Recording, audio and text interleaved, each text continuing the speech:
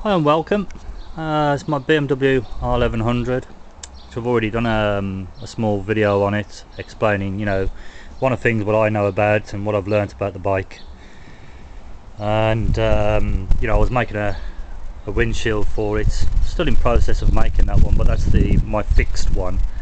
What's already attached to the windshield. Kind of works, but it's not up to standard.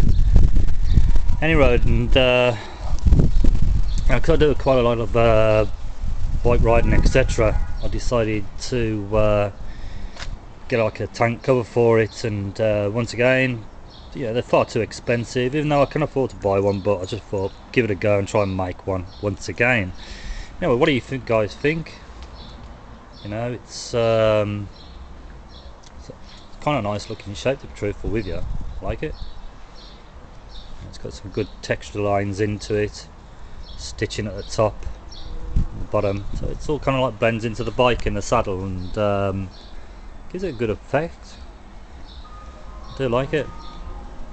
I mean, other people have different opinions. I appreciate that, but as for what I do, I don't really require this kind of expensive material to do the tank.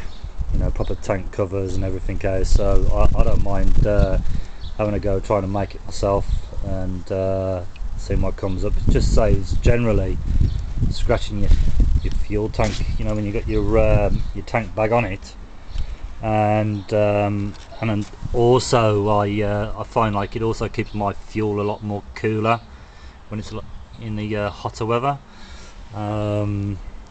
which is a real bonus. So like, when you put your fuel tank on top here, you get like your tank bag, it stops the paint from getting all scratched, and it still magnetizes it as well, like if it's a magnetized tank bag.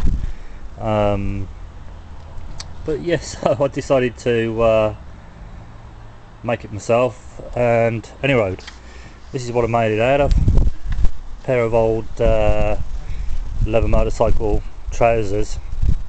Why throw them away when you could probably reuse them again?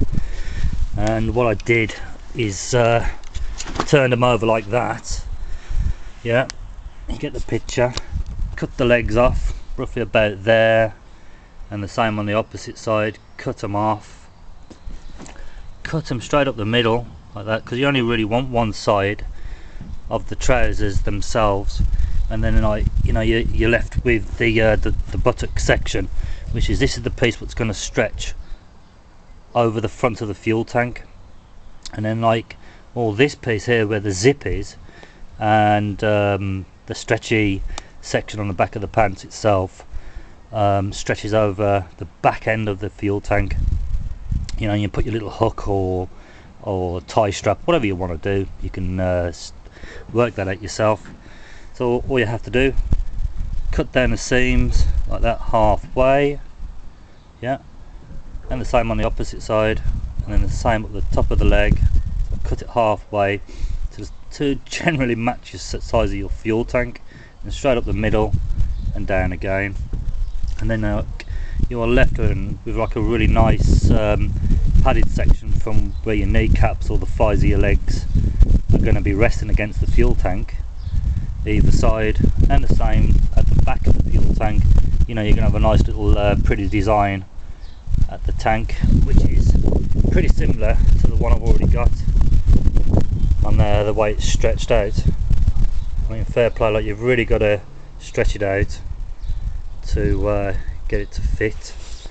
I'll give you kind of a bit of an example, to bear with me, because I'm trying to this off now, the seat. So that's the way I did it. I slided the seat back, obviously, and then just underneath you've got like a hook, and you just pull it back like that. It's a bit difficult. Yeah, so this is a hook, nut and bolt, what I fitted onto it.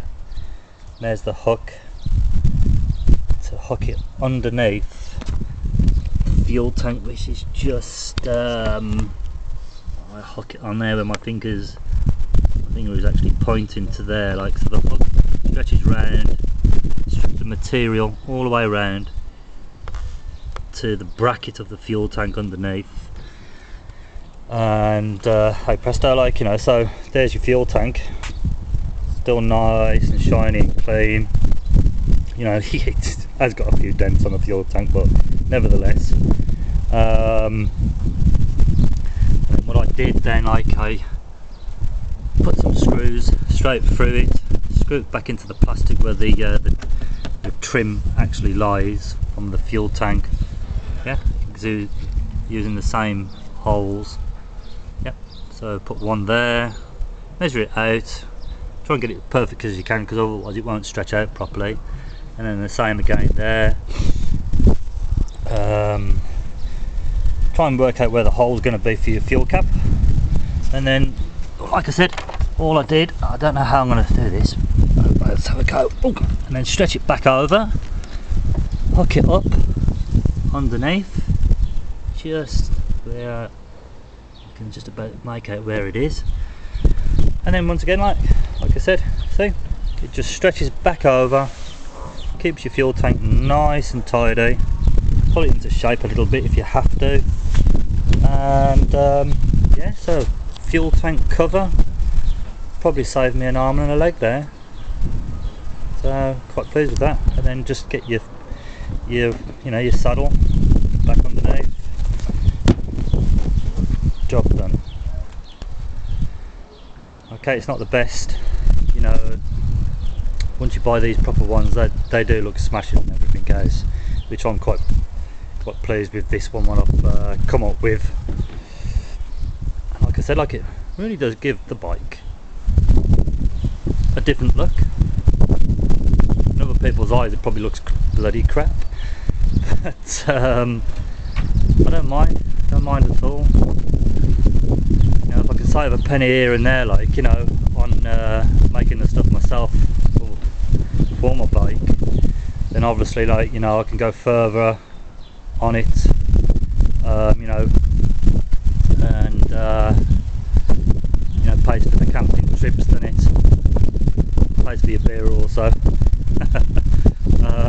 So yeah, save spending like 89 quid or £100 on a fuel tank cover. Make it yourself for next to nothing, eh?